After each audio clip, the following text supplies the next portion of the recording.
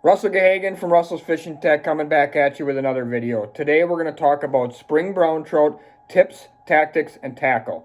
So we'll get started here with location. Every spring, as soon as you can put the boat in the water, and in some locations, I know a lot of times even in Milwaukee, Wisconsin, this can be a little bit different even time frame. Sometimes they'll fish all the way up to the first of the year, and then they get their boat in the water again in February at some point. But for most places, this is going to be true that sometime in mid-March or so, you're going to be able to launch your boat and go out and chase after spring browns. And that spring brown trout bite is going to last until the alewife come into spawn. And when is that? Well, that can depend on the year. Some years it's mid-April, some years it's end of April, some years it's beginning of May. But basically what happens in Lake Michigan is the alewife will come into the river systems or the shoreline area to spawn. And when they do that, they basically flood the shoreline to the point where your graph will go out, you'll see nothing but bait, and you obviously just can't compete with artificial equipment, artificial tackle with that kind of bait fish very well. So what will happen is, we'll have really good brown trout fishing, generally speaking, from anywhere from about 4 weeks to 6 weeks. It'll kind of last, and that'll be, like I said, anywhere from generally about mid-March all the way through till mid to end of April. Is pretty regular from year in and year out. The locations that we generally target, depending on what port you're fishing out of, but this kind of goes for most ports, are going to be one of three locations, basically. One is a harbor or river mouth area. If you have a river that dumps into the lake that may be warmer than the lake water, a lot of times in the spring, especially, all kinds of fish, just not brown trout, coho salmon, king salmon, all kinds of fish will congregate towards that warmer water. That's a great location to start looking. I've caught hundreds and hundreds of brown trout in and around the Sheboygan Harbor area. It's a great location to take a look. If you have a warm water discharge of any sort from a power plant or a water plant or whatever, where you may have a warm water discharge that pumps into the lake where you'll create a warm water area. One of the most premier brown trout locations in the country is by the Oak Creek power plant, where they have some warm water that pumps in. And what's interesting about that is that's a location, whether it be the Oak Creek one or other ones, where it's not as easy as they're always sitting right in the hot water. Sometimes that's too much of a change for their body. So sometimes they'll be around the edges where the water might be a few degrees warmer than the rest of the water, but not in the middle of it. So you got to take a look. You'll be looking at these harbor mouth areas, maybe even inside the harbor area. You'll be looking at these warm water discharges. And then really in the last 15 years, as the forage has changed tremendously, what we've been finding here out of Sheboygan, and I know in a lot of ports, is areas where you have a lot of rock and big boulder tend to be really good. So here at Sheboygan, we go north of the harbor and fish up by the Whistling Straits golf course a lot. And that seems to be, probably our premier location for here in Sheboygan. It would be our Oak Creek power plant to Milwaukee. That would be our premier location. And the reason being is that the main forage now for brown trout is the goby, the round goby. So the round goby is dictating our location. It's also dictating our tackle. We're making a lot of different decisions now than we used to based on the round goby. So 3 locations you're going to look for this spring when you're going to fish brown trout, which is coming up here in already what is probably less than 60 days. Those 3 locations, again, are going to be a harbor mouth, a river mouth area, a warm water discharge if you find one, or areas where there's lots and lots of big boulders that'll hold a good healthy population of gobies, which will absolutely hold a good healthy population of spring brown trout. So that is the location. Now let's talk about equipment. One of the nice parts about brown trout fishing is you don't need high-end equipment or fancy equipment, and you definitely don't need a big boat. It's the one of 2 times a year that I see a lot of 16 to 18 foot boats that I don't see on Lake Michigan a lot. And I'm talking those particular boats. You can absolutely use a 16 to 18 foot boat on Lake Michigan. But I'm saying I see a lot of guys with 16 to 18 foot boats that I only see in the spring and I only see in the fall. And the reason being is because we're fishing shallow water. Most of the fishing is done here in Sheboygan in probably 8 to 15 feet of water. In Milwaukee, it might be a touch deeper than that. Maybe it's 10 to 20 feet of water. But the point being is that you're fishing almost exclusively in 20 foot or less. when you're attacking spring brown trout, and because of that, you're fishing very close to the shore, so people feel very comfortable in multiple sizes of boats. So if you own a walleye boat that you go walleye fishing with, a 16 to 18 or 16 to 20 footer, and you own some walleye trolling rods and reels, you can definitely, with a few lures, go out there and have some fun catching brown trout. So I'm going to show you some of the basically walleye rods that my dad uses on his boat when he goes spring brown trout fishing, and how we've converted those to make those work for brown trout fishing, which is exactly the way I would do it if I was going to rig up brand new equipment. So this particular rod here is a Okuma white diamond. It's probably a downrigger rod. It's a 8-foot medium action Okuma. See if I can maybe get that on there. Yep. So that's it's an Okuma cold water 8-foot medium rod. It's a downrigger rod. We use it as a planer board rod. It's got a very, very soft tip, which I think is important. This is a very, very soft rod. I think that's very important when it comes to brown trout fishing and the equipment that we're using. We're using 20-pound braid as our main line because that's the same line that my dad uses for walleye fishing. Just trying not to catch anything here. So there you can see he's got 20-pound braid as his main line on an Okuma convector reel. And for walleye fishing and spring browns and stuff like that, he prefers the high speed. That's a convector 30DS because he's not hauling anything, heavy. He's not towing coppers with these setups or Magnum Dipsies or anything like that. But he's going to have 6 of these planer boards rigged up, and then he's also going to have 2 mini slide divers rigged up. So he's going to be able to run a total of up to 8 rods if he takes 3 people on the boat.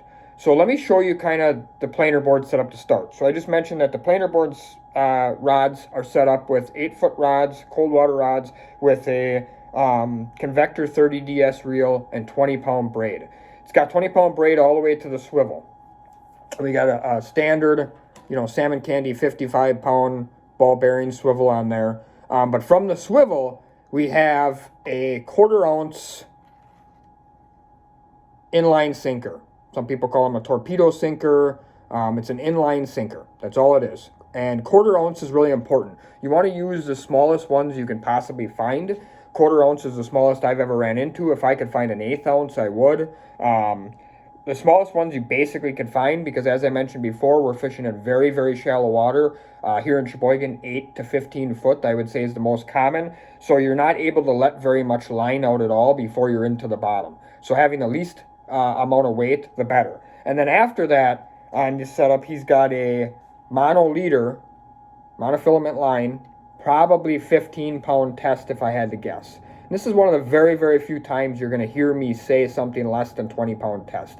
For spring browns, because the average size of them are probably 4 or 5 pounds, you might catch a 20-pounder, but in general, you're going to deal with a lot of 4, 5, 3, 6, 8, right in that range pounds. 15-pound mono helps run the smaller tackle very well, and he usually likes a rod length. So this is an 8-foot rod. He's probably got an 8-foot leader from his weight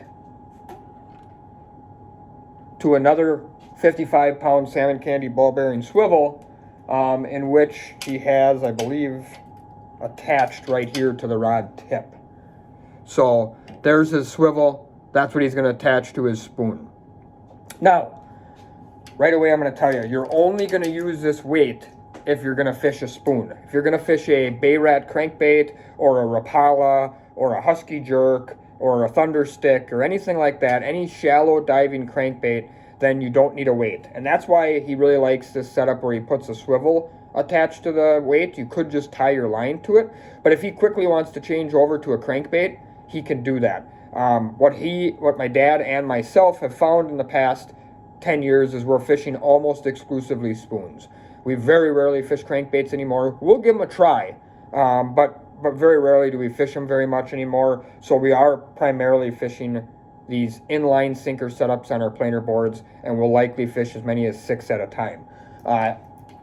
He does rig up these ahead of time, so he's ready to rock and roll, and he just puts them on one of these, floating deals, these kids' floaties, and wraps them around, sticks some nails in there, as you can see, so that he can just quickly attach this setup. The other reason he does that is when we go walleye fishing, or he goes walleye fishing, or I go with him, or whatever, he can quickly take these inline sinkers back off, wrap them up, and now he's just got a swivel on his rod, and so he's ready to put his flicker shad or flicker minnow or Walleye Nation's shaky shad or whatever crankbait he's going to use that day when he goes walleye fishing, or crawler harness setup or whatever. He's ready to go. So again, we got 6 planer board setups would be our average setup. Takes 3 people.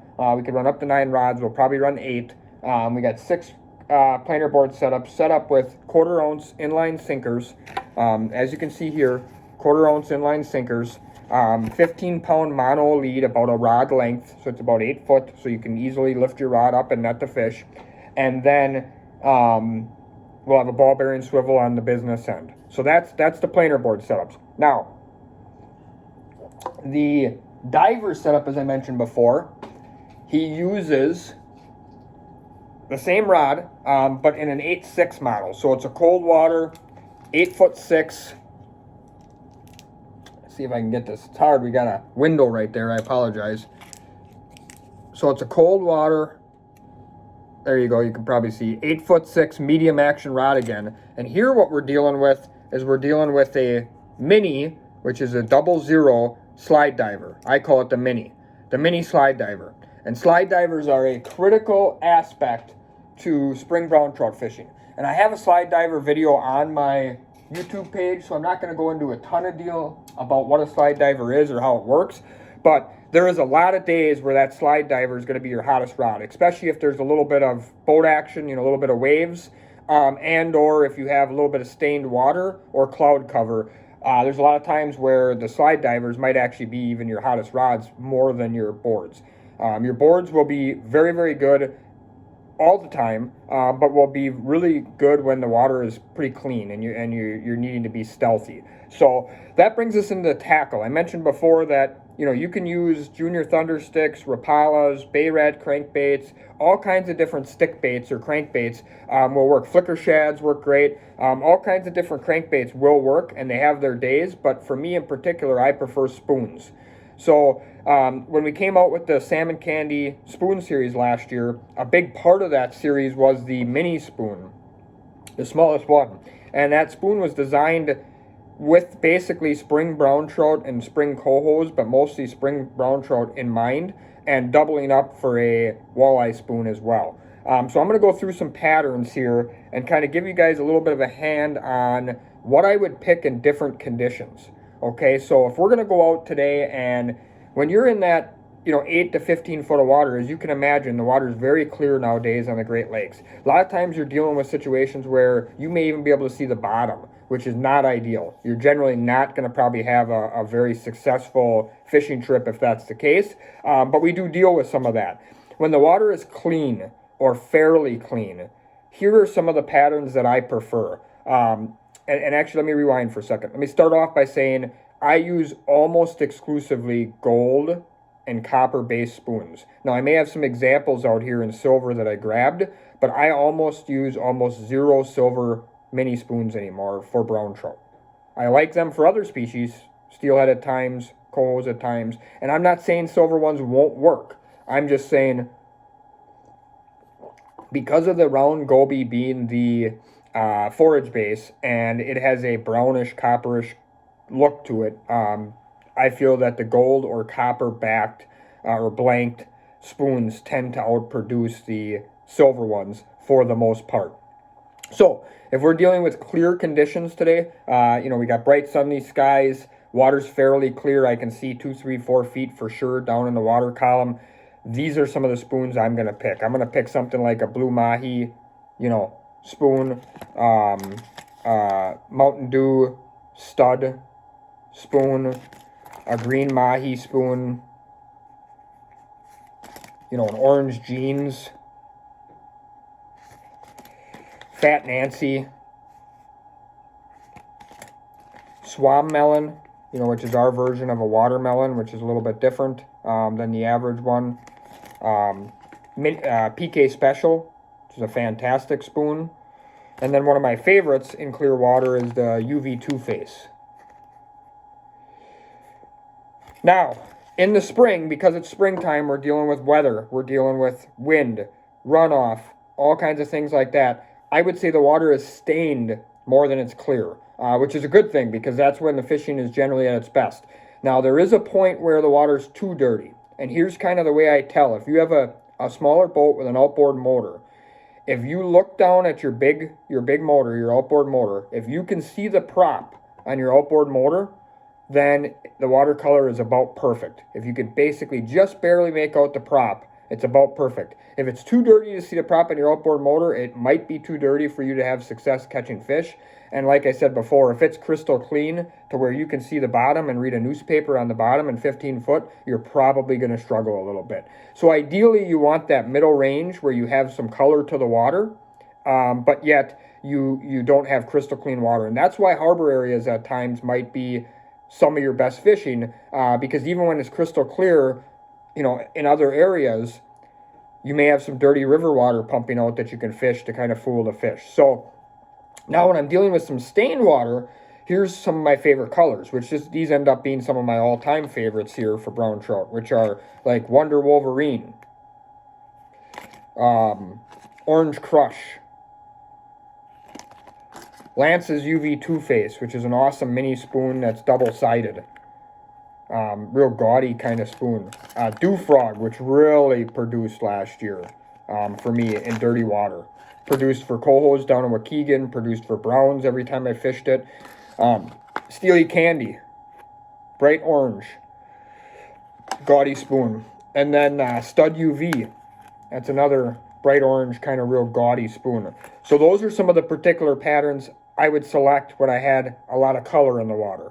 And then the ones that I showed you before is what I would go to when I did not have very much color in the water. Now, let's say you get out there and you can barely make out your prop. And you're like, it's dirty today. Doesn't seem too dirty that I probably can't catch fish. I'm maybe getting a couple of bites. And I tried Russell's dirty watercolors and I'm getting a couple of bites on them, but they haven't been crazy good. What else could I do? Well, you could step up to a standard size spoon. And this is not something that I do very often, but if you're dealing with more dirty conditions, you can go to a little bit bigger profile. For example, I'll just show you. Here's an Orange Crush in the mini and an Orange Crush in the standard size. There's a perfect example. So you could bump up to that standard size Orange Crush spoon, and that's going to help you probably get a little more profile, a little more kick and turbulence in the water, might attract a few more fish in that dirty water. I'm not a big fan of standard spoons when it comes to browns. They'll bite them, especially the bigger browns. But I do think when the water's dirty, it'll help. So you can go to, Orange Crush, Orange Stud, all the same sort of colors, Dew Frog, all those types of colors, Confusion, which works in both sizes. You can go to a lot of those same colors in the standard size spoon and have success. So, recapping now a little bit about brown trout fishing in the spring. Generally starts happening as soon as we can put the boats in the water, which is usually early to mid-March, and then ends as soon as the bait fish flood the shoreline. And that can be anywhere between mid-April all the way to the beginning of May. We're going to generally use lightweight spoons like Salmon Candy's mini spoon primarily, gold and copper colored. We're going to use rods that are real light action preferably, that bend a lot. In these cold water, the browns are usually fairly aggressive. They got soft mouths. And we're going to use inline sinkers, like 1/4 ouncers, to get our spoons down in the water column, but not too fast. And then we're also going to use something like the mini slide diver as a diver type setup. A lot of guys are thinking to themselves, well, what's speed? Well, you're dealing with extremely cold water. When you start fishing in March, it might be in the upper 30s, low 40s, and hopefully by the time we get into April, maybe it's approaching the upper 40s. So we're talking a lot of 1.7 up to about 2.2 miles an hour. But in particularly, I really like that 1.7, 1.8, 1.9 range. Now, last year I did a fishing report, brown trout fishing, I believe in April, and that particular day they wanted it a touch faster. We tried that 1.7, 1.8, caught a couple of fish, bumped the speed up to 2.1, 2.2, and we started cracking them. So, like anything out on the Great Lakes, you gotta treat each day a little differently, and see what they want that particular day. But I would say the range is about 1.7 to about 2.2. That's kind of the speed range you're going to use when fishing spring browns. Lean towards the slower side earlier when the water's cold. Pick up the speed a little bit towards the end of the spring brown trout season, as we get closer to early summer. So That's what we got for you today. Spring brown trout tips, tactics, and tackle. Hope you enjoyed this video. Remember, if you're looking for any of this gear, you can find us at www.salmoncandyfishing.com. Check out my new website, which is www.russellsfishingtech.net. Hope you enjoy.